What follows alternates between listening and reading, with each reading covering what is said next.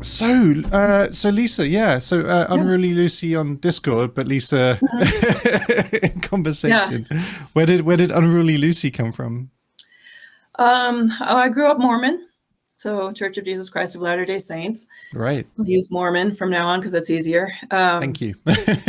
Went through the temple and got a new name, and that name is Lucy.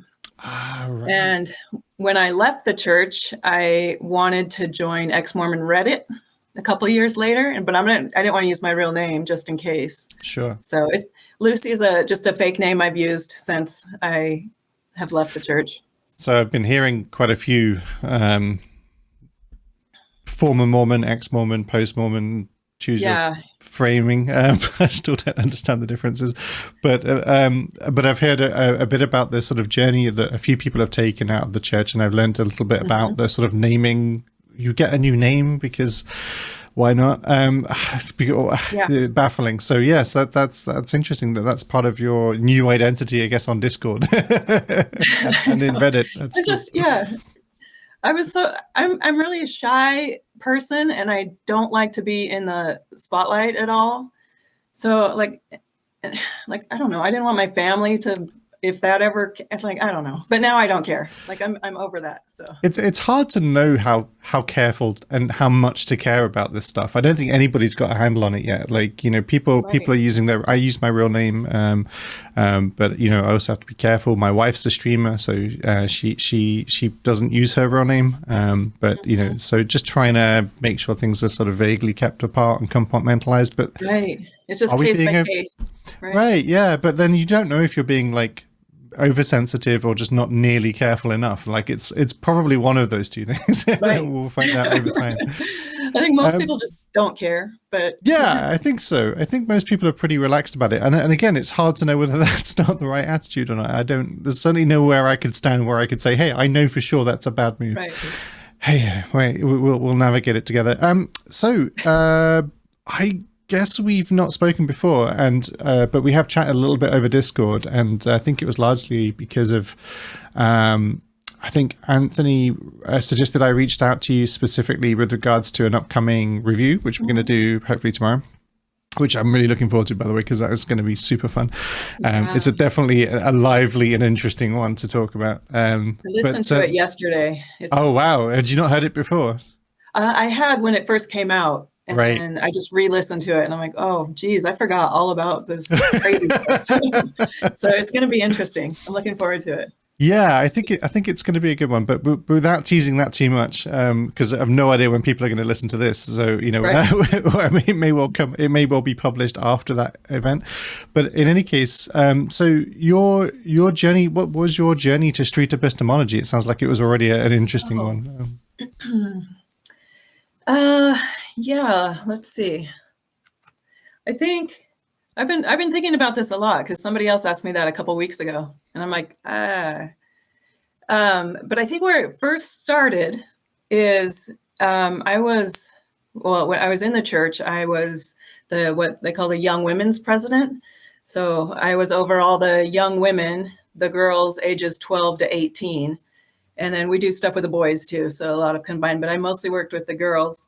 Right. And so I taught a lot of lessons every Sunday, and I've only been out of the church for about 5 years or something. And I'm 49 now. So I was until I was about 45. And you have to follow the lesson manual. It's the curriculum. That's expected. Right. So I'd read through the lesson manual. I'm like, these are so boring, and the kids get bored. So what I did was made the information into questions. So because I wanted to teach these kids how to think and not just sit there. I wanted to engage. Yeah. So everything I would turn into questions. And then we had once a month, we would do like a testimony meeting where it's just, you can say whatever you want. And I'd put up a prompt on the chalkboard or whiteboard, whatever we had. And I would put up a question every time. And a lot of times the question would be, why are you here? Like you can say whatever you want, but if you don't know. And I remember answering this question, why are you here? And I'm standing up in front of, 20 to 40 kids and adults, other adults. And I'm answering the question, try to model the behavior. And I'm like, I'm here because the church is true. If the church wasn't true, I would not be doing all this. I put in hours every week. I teach my kids, I raise my kids doing this, like everything my whole life. The only reason why I'm here today right now is because this church is true. And like, as the words are coming out of my mouth, I'm like, that doesn't feel right. Like, I really don't know for a fact that it's true. And that was the first like cognitive dissonance that I felt like, is it true? Like, is it possible? And, many years later, I just kept asking myself questions. So I was like doing street epistemology on myself without knowing what it is. Right. And eventually came to a point where I'm like, I'm going to act as if I don't know if there is even a God. Like, I didn't question the teachings of the church because I'm not allowed to do that. I'm not going to, of course, look at anti-Mormon stuff. So I would, but I got to a point where like, I can't say for sure that there is a God. So I can't keep teaching these kids and being involved. So I'm like, I think I'm agnostic. There might be a God, but I don't know. But right. So, and wow. I just continued to question myself. That's why I'm really in love with street epistemology, because it is what I did over a process of years, just trying to get to that point. And if I can help other people who might be willing to listen and question, yeah. So my son, he's like, I think after we had left I'm like, I'm just going to slowly fade away and just kind of whatever. The church is still good. People are good, whatever. And my son's like, I think the Mormon church is a cult. I'm like, no, it's not. They're just good people trying to do. Wow. It's not. And he's like, yeah, I really think it's a cult.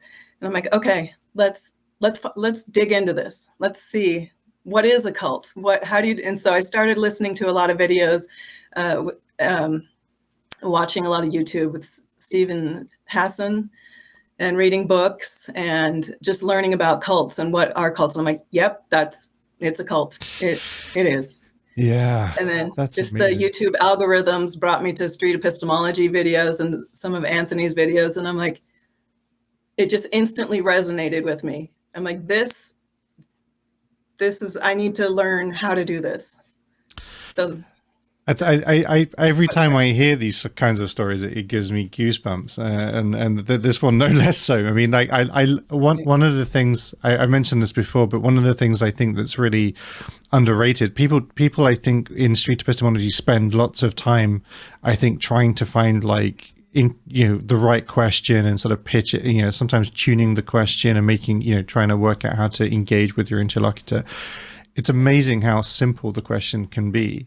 Only a very simple question, genuinely, honestly reflected on, can be just so impactful. That moment, right.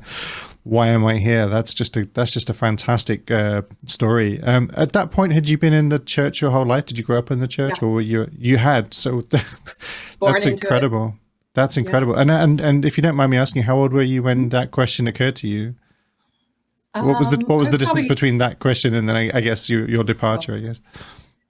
I was probably in my early 40s, so. Wow. Yeah, not even that. 9 years ago with this. So I was in until I was 40, and I went back to college as soon as my youngest went to kindergarten. I'm like, I gotta work on because I was a stay-at-home mom. I had no skills. I was Mormon. That was all I did. Right. So I'm like, I gotta get some kind of education. I was taking some science classes, and one of the professors gave us quite a long lecture. We had to design a scientific study. And so he gave us a lecture about confirmation bias. And I had never heard the term before. And he's like, make sure like you keep your beliefs separate from what you're trying to study. And like, don't go into it assuming you're going to get this. And then, and it just like something clicked. Like, I do that. That's all I do all day, every day, is look to confirm what I have been told is true my whole life. So it was just slowly over the It's years. incredible. It's just letting it genuine. 40 all over. at the age of 40, your whole life in the Mormon church, grew up with it. Presumably your parents, I assume, were Yeah, Mormons, and they're on a so mission right now. and Yeah. and you were really gracious, and you were in a position of authority. You were teaching other young ladies, and at that point, you just suddenly, I guess hearing yourself say it out loud is what sort of made you just honest reflection on it, Yeah. made you, sent you down that path. And then something like 5 years later you left, I guess, is that right? Something, Yeah. if I got the timeline right. Yeah. About that. And your son at that point had grown up his whole life in the church as well? Yeah. Wow. All my kids, I made them go to early morning seminary, so church class before school. I'd sit in the parking lot and wait for them so I could drive them to school after seminary, and I'd sit there and read my scriptures and study the gospel while they're in seminary. And I did everything because it was true. I had to. Right, if of it's course. true, you got to go all in. You can't just 100%, yeah. halfway. No, look, this is incredible to me, because people often talk about people at a certain point, they're so committed to what they've been involved with for so long, and they've grown up with it. It's all they've really known. They've put their families through it in exactly the way you've just described. And of course, why wouldn't you? I mean, like, the reality is, if you believe it to be true, you would be a horrible person not to bring your children into it. Of course, that's true. I had to. Yeah. Of course. And yet, you're somebody who, I don't know if the expression "skin in the game" is quite right here, but in any case, you've a huge, and yet still you were able to do this incredibly hard thing, which was just to be intellectually honest, I guess, and to emancipate yourself from that. That's incredible. The hardest thing I've ever done. Yeah, for sure. I can't imagine the sunk cost fallacy. Right. Of course. Exactly. Yes. And I had to start from scratch as a mid-40 person. Like, well, if this isn't true, what is? Because it answers all the big questions. And yes. I never even considered that it might not be true, and that there are other ways of looking at things and living life. And so I'm a grown-ass adult trying to figure out, like, what clothes do I want to wear? Like, right. God, yeah. How do you buy underwear? Like, I haven't even bought underwear. All of a sudden, you've got a lot of policies to define. So, what's my stance on clothes and life? Starting generally? from scratch with everything. So it's been hard. I'm very rarely lost for words, but I'm almost slightly lost for words. I think it's quite remarkable. I've heard lots of different stories, and they're all fascinating and courageous in their own way. And but I think this is quite something. It would seem childish or somewhat to congratulate you, but sincerely, I've been an atheist my whole life, and I always say, my whole life, right? And I've often said that I don't know that I could do what you've done. I don't know that I could have left a religion if I'd have grown up with it. I don't know that I would have. I'm quite precocious and questioning and challenging, but that's because that's how I've been brought up, and I don't know that I would be able to do that work that you've done, and so many others have done. And a lot of people don't. They just don't. They start feeling that cognitive dissonance and are able to justify it enough to stay in. I tried for so long. It just, intellectual honesty is just, I couldn't do it anymore. Do you have a sense of what it was about, apart from just sort of the intellectual honesty? Like, is there any? Do you think there's anything else that may have contributed to your confidence in being able to? I say confidence not in the sense of confidence in the non-truth of it, because that's a difficult thing, but it gave you confidence enough to be able to be honest. I mean, because that, again, it's incredible to be that involved in the church, and at that point, and have gone through all of that to do this. Is there any component to your life that you think helped? I'm not sure exactly, but around this time, all this was happening. I had two of my kids, I have 4 kids, 2 of them who were teenagers at the time. One of them was sent to the hospital with some unknown thing that was life-threatening, and I didn't know what was going on. And I have always suffered from severe depression, and probably because the church. I don't know. I'm not and then another kid struggling with another life threatened. So like I'm having all of these things going on, and my marriage was just, I don't want to get into that too much, but it's garbage. So I'm like I had all of, and then I'm trying to like take microbiology and like all these really hard science college classes at the same time. And I've got all this stuff. Plus I'm still doing the young women's stuff and trying to organize meetings and activities and lessons and like just juggling all this stuff. And I would just lay on the floor of my closet and just cry and pray. Wow. Like I'm praying to God, like, please, I need help. I can't do all this. I don't even know what to ask for because like my brain, like I'm not sleeping because I'm going back and forth in the hospital and trying to help the other kids. And like, we don't have food. I haven't done laundry in a month. And so I'm just like in this place, this super low place. And I'm like, why am I a better parent than this loving Heavenly Father who's supposed to have my best interest in mind? And I'm learning about abusive relationships at the same time. Right. And my bishop would say, well, you know, Heavenly Father knows you better than you know yourself. He won't give you any trials you can't handle. These are placed for your growth and for your betterment. And I'm like, that's a horrible thing to do to somebody, to pile on. Like, if my kid was laying there crying, saying, please help me, please help me, please help me, and I don't do anything, I walk away, that makes me a horrible parent. So I felt like that's what my experience was with God was, like begging for anything, just like a little bit of comfort and peace, strength to keep doing this, and just nothing. It's so subtle, isn't it? I had to make that choice at that point. Like, God might not be real. It's incredibly he's not weird. The God of Mormonism, for sure. Right. So that was kind of like a triggering moment that 100% changed. It's such a subtle thing in many ways, right? That this idea that the you know, as an atheist, you know, life is going to be up and down. Like things are going to happen to you, shit's going to roll downhill, and you hard times are no more avoided. But as an atheist, you confront the fact that life is like that. You know, life is going to be difficult, and you need to find a way through that. And as a theist, as someone who believes in God, you've got to believe not only is life being really hard to you, but that God wants it that way. That God's doing this to you on purpose. It's part of the plan, and that you're going to people who have got a vested interest in telling you to solve the problem a certain way as well. And that interest is not your best interest. It's I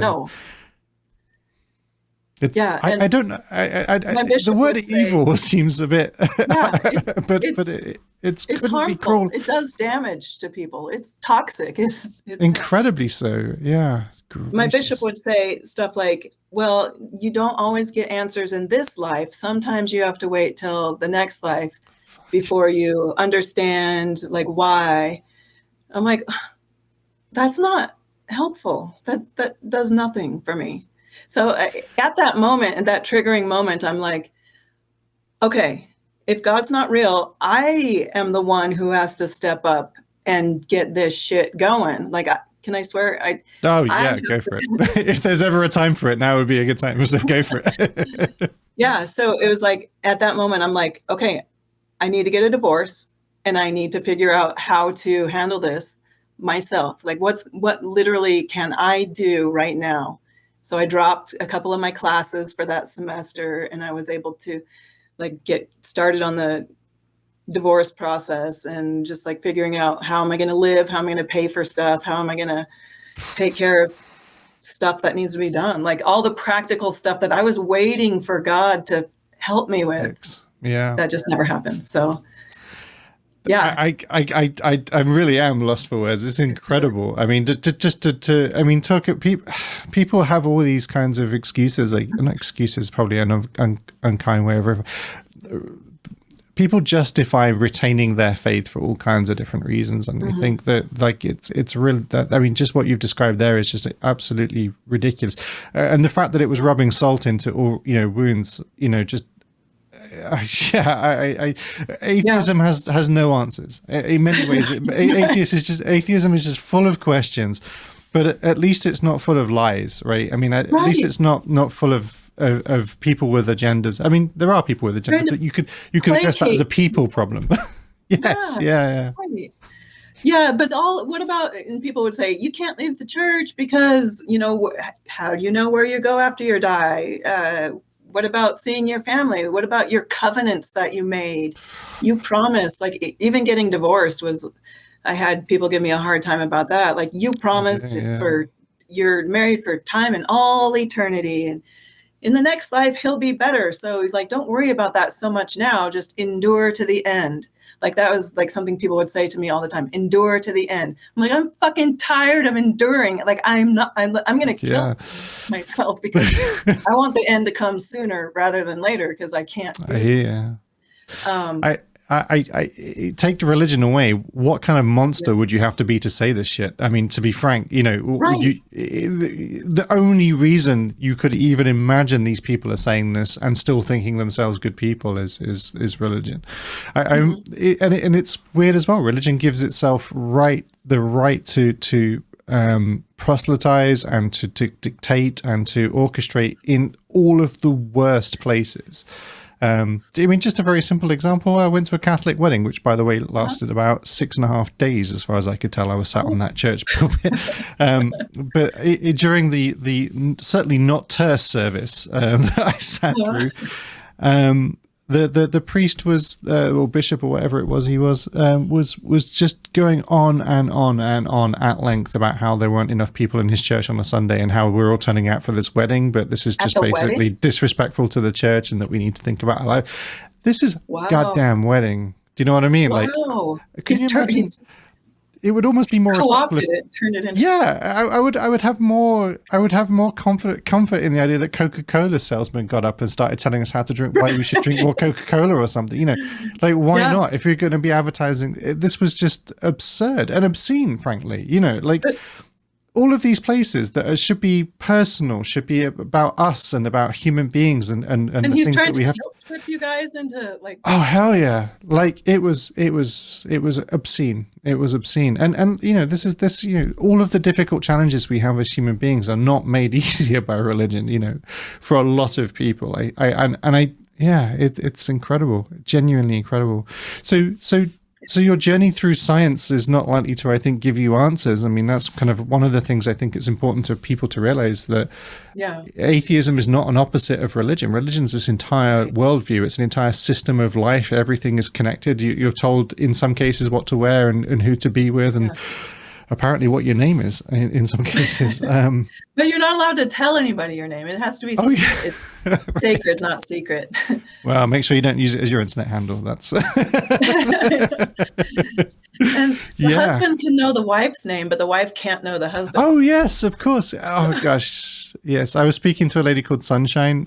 We did an interview on the show. She's lovely. Oh yeah, she was very keen to explain the various failings of. Yes. I mean, if patriarchy means anything, that's exactly what it means. That is insane. Yeah. The relationship within the Mormon church between men and women is just absolutely bonkers. But gracious me. So after we left, I asked my husband. I said, "So what's your temple name, anyways? You should tell me." And he's like, "I can't tell you that." And like we were both out already. He's like, "That's secret." And then he's like, "Oh, it's Aaron." I'm like, oh. Did he burst into flames? We had another drink and it was fine. That usually, if there is an atheist solution to problems, it might be that actually. Right. It works. It does. It certainly helps in some cases for sure. I'm sorry, I interrupted you. What were you going to say? No. It's fine. Please do. I think a lot of people mistake the idea that atheism is just another religion, but of course it doesn't. It's not a replacement. Mm-hmm. You take away your religion and you apply atheism, you've only got one solution to one particular question, which is there a God? Right.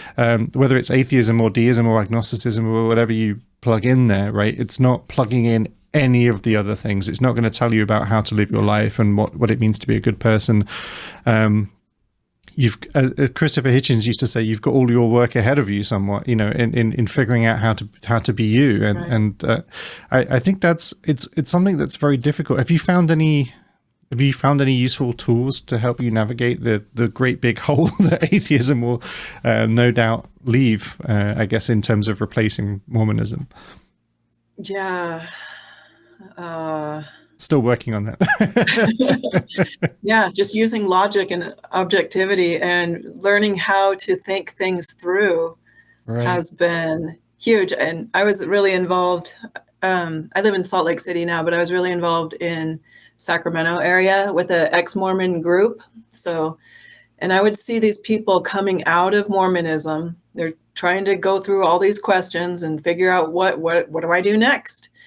And so many of them would get involved in other belief systems because they find out like historical things about the church that like, okay, well then Joseph Smith didn't actually see none of that's true.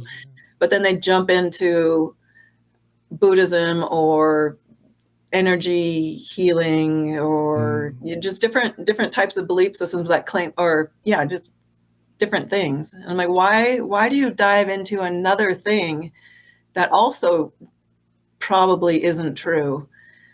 And so I just kind of want to, that always was fascinating to me. Like, don't you care about truth? Don't you want to know like what I'm doing? Because it's always been important to me. Like, I want to believe true things. And now that I'm learning how to have good reasons to accept a belief or reject a belief, and helping other people to learn that too has been super fun for me. So that's awesome. There's another problem with religion and atheism is that in the dynamic isn't fair really, because religions often can express certainty about positions that no other person would on the same evidence claim certainty, or even high confidence. And in the atheism space, it's all uncertainty. It's all recognizing that we're probably wrong about everything in some meaningful way, but we just need to find tools to help us navigate that.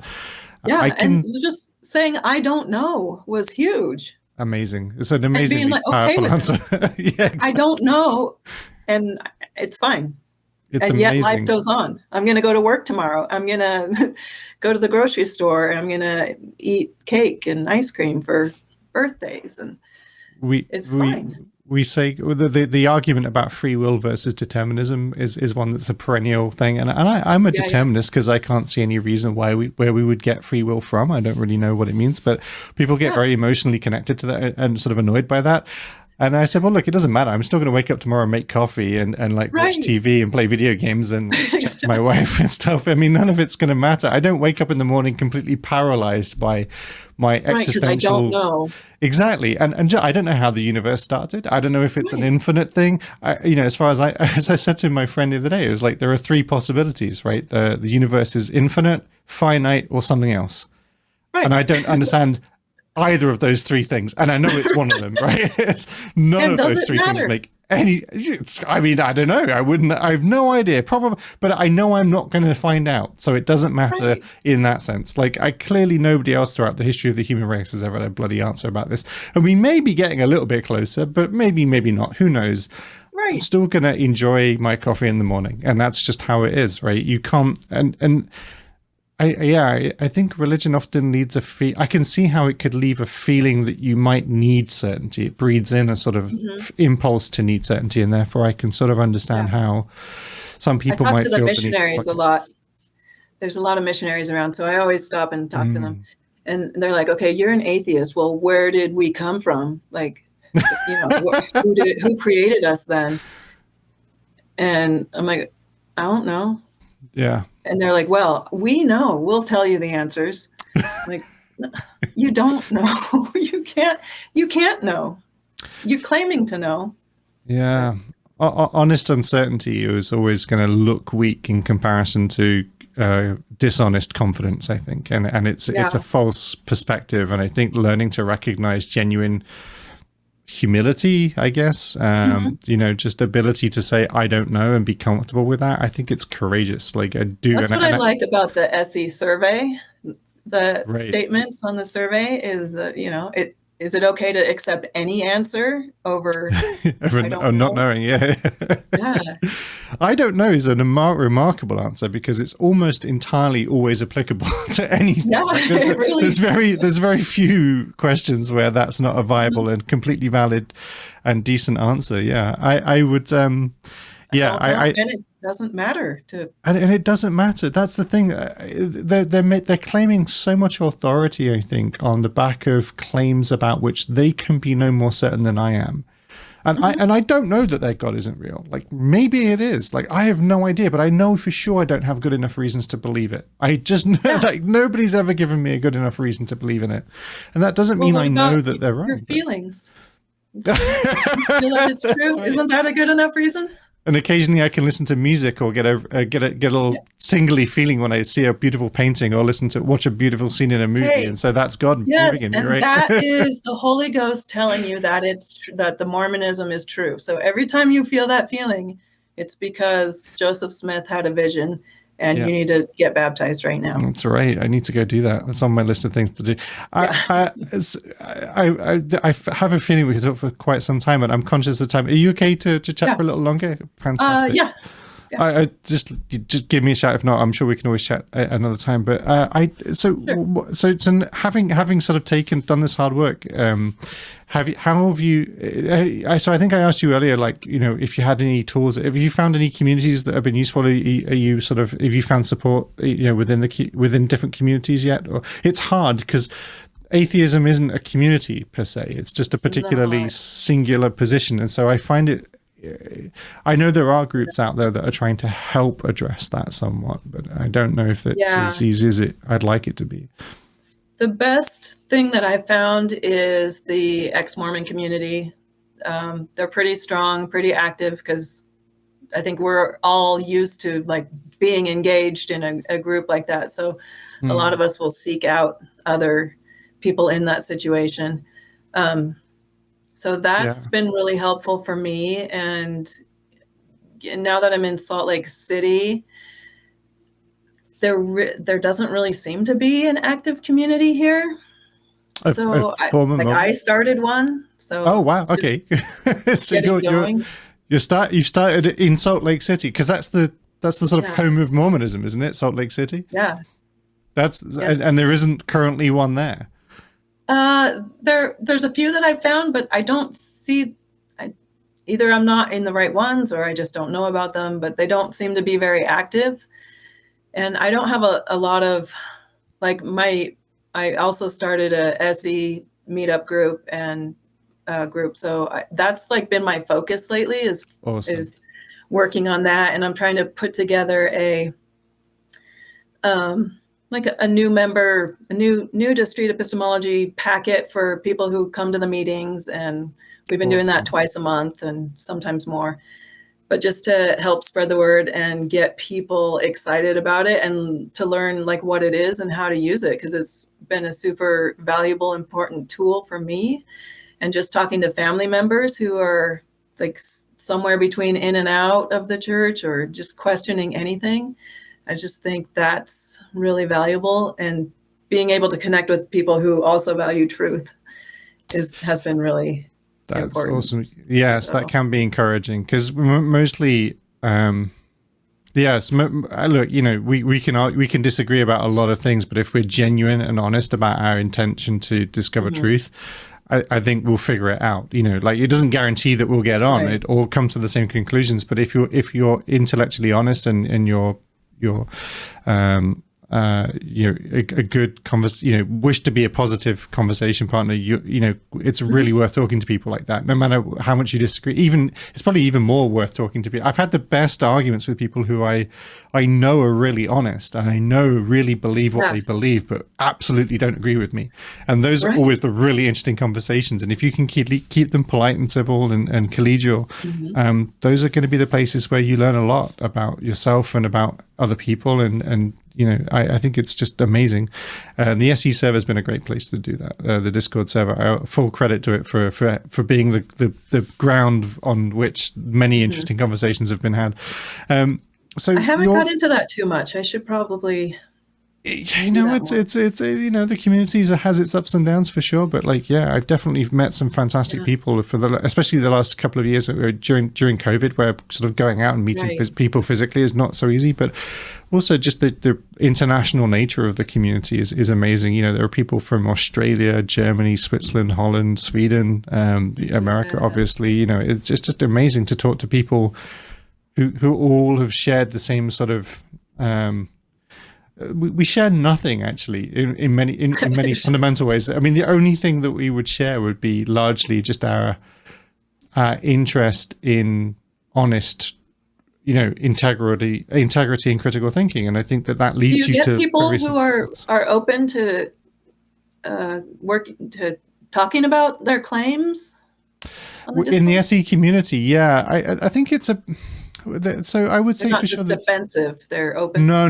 The community is pretty good at weeding out and dealing with people that wish to be discourteous, for sure. And I think like one thing that I will say is that I think in the context of the community, you're definitely selecting for a certain group of people who are going out there looking for conversations. And so you're not necessarily going to get that sort of street epistemology conversation with a stranger feeling there. Right. But that set aside, I think there are lots of people. The SE practice sessions are really worth attending if you're ever interested in sort of joining in with those. And there's quite a few of those over the weekends, and they're definitely. I haven't been able to do that. I should. Yeah, they're definitely worth going to. And I think, you know, if nothing else, it's kind of comforting being in a room full of 20 or so people trying to have better conversations, or at least support each other in trying to achieve that. So if it does nothing else, it just gives you the warm fuzzy feelings that other people are out there doing this stuff. But yeah, I think so. Your Mormon group. So you've started an ex-Mormon group in Salt Lake City, and you've started a street epistemology group in Salt Lake City. That's amazing. I think you might become my superhero if you carry on like this. There's a sort of superheroic component to it. I really think it's. Well, I waited around. I've been here a little over a year, so I'm like, somebody's going to start something. Somebody will do it. Somebody's going to step up. Kind of crazy. Street epistemology is growing, and then the Mormon stories with Anthony on that and the broadcast. I'm like, okay, now somebody's going to step up and do something. Right. And I'm like, okay, well, I guess it's me, because nobody else has done it. That's how it works, right? I mean, so like, if you want something done right, you just gotta. Yeah, and it takes a real force of character to do it, and sometimes, but once I've run several groups like this in the past, and you know, early on it's really difficult because, you know, it's slow, it's not quick, it doesn't sort of catch on. But the more people you meet, as soon as you start connecting to people and talking to them about their stories and their experiences, right, it's just warm fuzzy feelings all day. And then watching it grow really slowly over time, it's just wonderful. It's just a wonderful thing. So yeah, fully recommend. And if there's anything I can do to help, I would be more than happy to do so. Is there anything other than so obviously there's lots of things I could link to. Is there anything else people should know about you if they're going to interact with you on the Discord server, if they're going to interact with you within the community? Is there anything you'd like them to know about you? Any hobbies? I'm open. Any what did you say? Any hobbies or pastimes or besides this? Besides this, it sounds like you've got enough on your plate with four kids, 2 groups, and a sort of life to put that together. Well, my kids are older now. My kids are older, so I work for 7 days on, then 7 days off. So on my off weeks, I try to, like, I'm doing SE stuff, and I would really like to see more women get involved. Like, it seems to be very male dominated still. So like that was another one of my motivations to get going. And like I'm posting these, you know, crappy videos on YouTube of just our recorded conversations, but I'm like, at least they'll give me a low level baseline starting, like it can only go up from here. So like they're embarrassing and whatever, but like I want to just start. Yes, exactly. But then you've got those embarrassing ones that once you've set that bar really low, and that sounds really silly, but once you've set that bar really low, you know your next one will be a little bit better, and that's all you need to keep feeling confident about growth. Yeah. I think Anthony has suggested the same thing actually at one point. He said, you know, just start uploading and then get better. I mean, he's got some really old ones on there that he's genuinely embarrassed about. You know, I fully accredit him for keeping them on there. You know, because the reality is that you need to know that, hey, you don't start out at the top, right? You have to get there somehow. And there's a great creators community now that I've sort of been interacting with quite a lot, and there's some really lovely people genuinely going out there and just trying to figure this out, and it's really supportive, and there are some lovely people. But you're quite right. It's it's not a narrative I tend to pay too much attention to, unless I feel like it's artificial for some reason, in which case I'll be highly suspicious. But you're right. There's not just a male, but there's a very disturbing white male demographic to the community, and I think that it's I don't think there's anything inherent to street epistemology that has resulted in that. Like, I don't get a sense that they're sexist or racist. I don't think they're, if anything, they work really hard to make sure that everybody's spoken to very carefully. Talked to is so open-minded and so like, but why is it just that demographic, you think? I don't know. I mean, there are lots of people making. I think Jordan Peterson, for example, like him or hate him, and I'm not a big fan personally. But he talks about the fact that women have the trait of agreeableness or tend towards agreeableness, and that I think to do something like street epistemology, you have to be a little bit disagreeable. It's kind of a little bit disagreeable, challenging somebody's views. You do, and I don't think. And you have to be okay with discomfort and that kind of awkward feeling, and then take that another step farther, and then be like, ugh. Yeah, that's another good phrase from Anthony. Actually, he talks about comfortably uncomfortable as a place that you want to be polite, you want to be civil, but you also want to let people sit in something. When they've said something that's kind of shocking, you need to let it sit there for a moment and think about it. And it's hard because I struggle with this. I want to fill in that space, so I totally get it. But do you think there's anything that we could do to encourage women or people from different backgrounds just to engage with street epistemology? I don't know. I don't think there's anything that we're doing to preclude people. I'm fairly confident so. Like, I never felt like you shouldn't be doing this, you're a woman. Like, I've never got anything like close to that. I've only got encouragement and support. And so all I can do is like, set the example for other women and be like, okay, well, look at this woman's doing it. She kind of sucks at it, but whatever, she's doing it. Maybe I could do better. Like, go out, girl, go do it. Like, the more people learning the technique, the better in my mind. I want everybody to do it. And I've 100%. Been trying to teach my sister how to do it. And how's that going? She loves it because she is really into truth. Yeah, she's Melanie, the one in my, I don't know if you've seen any of them, but I haven't, to be honest, but I will check it out. No, that's fine. It's got like 5 views or something. I'm so sorry. Well, we can link to it. Well, I'll link to it from my channel for 100% sure, and I will definitely check it out. But like, that seems like such a weird statement that she's into truth. But I know what you mean. But isn't that just a weird thing to say? Like, I value truth. Like, why wouldn't you value? What does it say about us that that's a thing that we can call out as a characteristic of somebody? They're just really into truth. Yeah, I talked to another woman, and she's like, so why did you leave the church? Like, she had left already. And I'm like, well, it's not true. She's like, so what?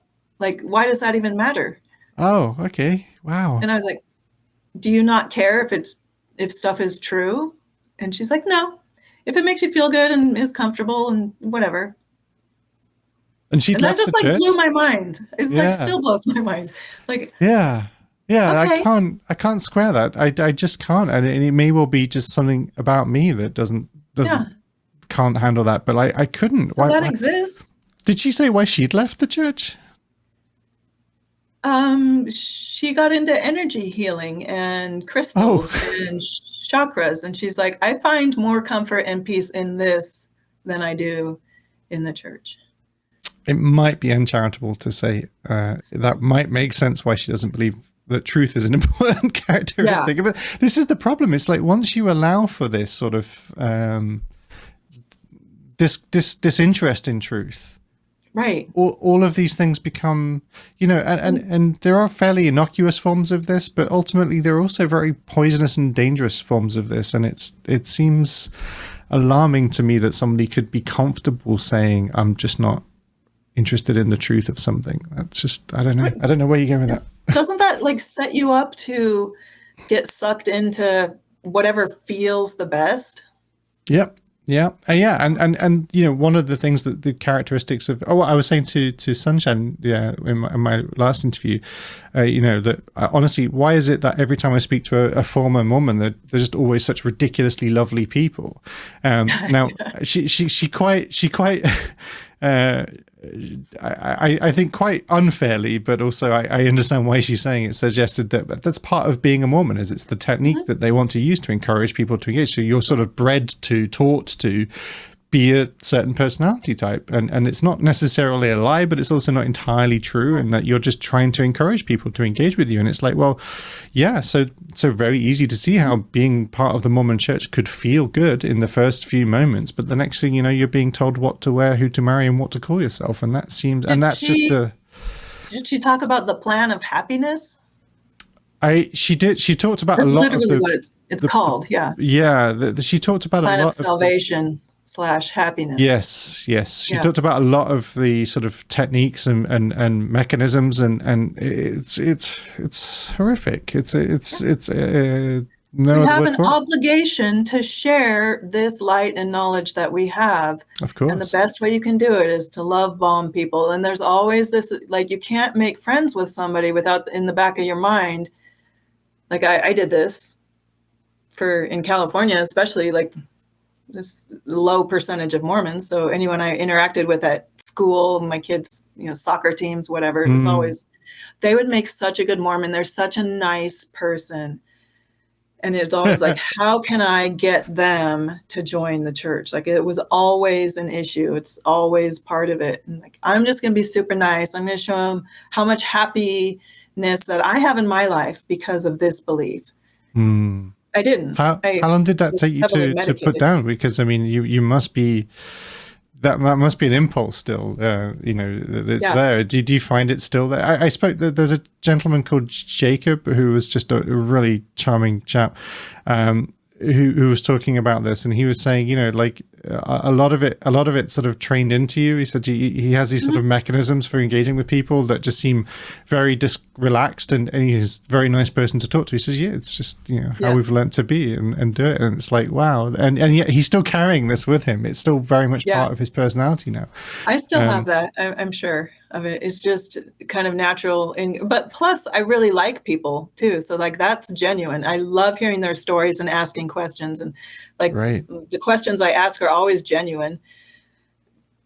I don't know if that's more sounds like my personality thing, maybe. Church of Jesus Christ and the Latter-day Saints, or whatever flavor of it. We're told to be their loss is street epistemology's gain for sure, I think, because, you know, being interested in people, I think, is a critical component of street epistemology, genuinely, because you can't, one of the things that I think people don't appreciate nearly enough is, I think, to do these kinds of conversations and to actually really meaningfully have an impact, you genuinely have to listen, you genuinely have to care, you genuinely have to respond. You probably could fake it. A good salesperson could fake it, but and you know, there is that sense, I think people are suspicious of it in that same space, but it's not nearly. The salespeople work on, and to a certain extent religions, I guess, work on en masse.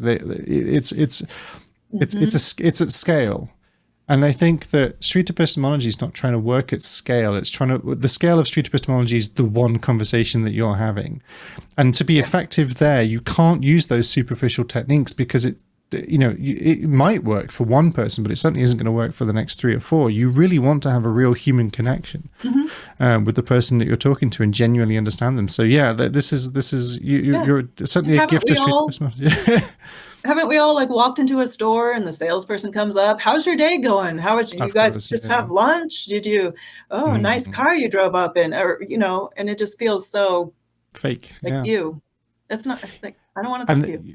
And you don't want to tell that person about your deeply held beliefs. And the one thing you feel about that person is no matter what he's doing, it's motivated.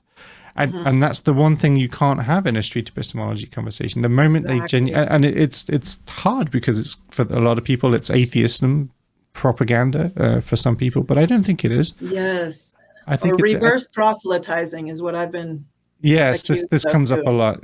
Yeah, for sure. Which is ironic, really. Well, that they feel so sensitive about proselytizing for many cases. But, but yes, it is. What I did learn in Mormonism is if you believe something, you stand up for it and you share it with others. So. Yeah, well, no joke. So you've left the church. You've done the incredibly difficult job of leaving the church, and you've started a post-Mormon community in your local area. You started a street epistemology community in your local area. Started a street epistemology channel, learning science at university.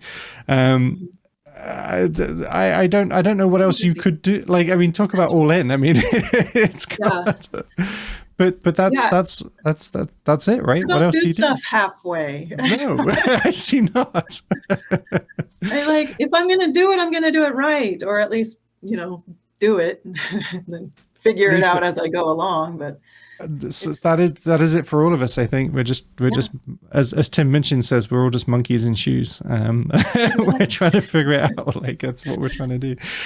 Lisa, it's been an absolute joy talking to you. I'm really looking forward to tomorrow, because we're going to do that SC review show, which will be amazing and fascinating, and I'm looking forward to that a lot. But and if there's anything else I can do to help with all your endeavors, please don't hesitate to reach out. And if anybody else in the community gets a chance to talk to you, I could not recommend it more highly, because I love talking to people. I'm so excited. Like, I really get nervous talking still, but I'm trying to get over that. I'm trying to just move on and just be like, who cares? Like, nobody else cares. Why should I? Making content is so hard, because you have to live with the ghosts of your past self. And we all could look back at our teenage years, for example, or our 20s and be embarrassed, but being a content creator, putting a recording out means you get to be incredibly embarrassed about yourself about an hour ago. Okay. So that's normal. That's totally normal. It totally is normal. It's not just you. You just listen back to what you said and thought, oh my God, what a monster I was. I don't like myself. I think I'm an asshole. Yeah, of course. I want to delete everything I've ever recorded. But not doing that. Back and I listen. I'm like, why did I say that? Why would anybody say that? Like, that doesn't even. What an idiot. Yeah. But okay. So that's totally it. It's for everybody. But one thing I would say is, despite how painful and horrible and a unique and special torture it is, I cannot recommend more highly going back and listening to what you've done before, because it's only through those incredibly painful and awkward lessons that you have to go through that you start to recall those conversations a little bit and remember. And then you don't repeat the same. Oh no, you totally will do, but you just stand a very slightly reduced chance of repeating them. Just very slightly. I mean, you may well do better than I did, and best of luck. But sincerely, I think it is painful. Keep doing it. So I doubt there's much that can stop you once you put your mind to something. It seems that this is definitely a characteristic. It's gonna happen. So I love it. And if, as I say, if there's anything else, anything I can do to help, let me know. And obviously, anybody in the community, reach out to. But thank you so much, Lisa, for doing this. Yeah, thanks. It was great to meet you and talk to you. It's been fantastic. You too. And look forward to the review tomorrow. Take care. Yeah. Bye-bye. Bye.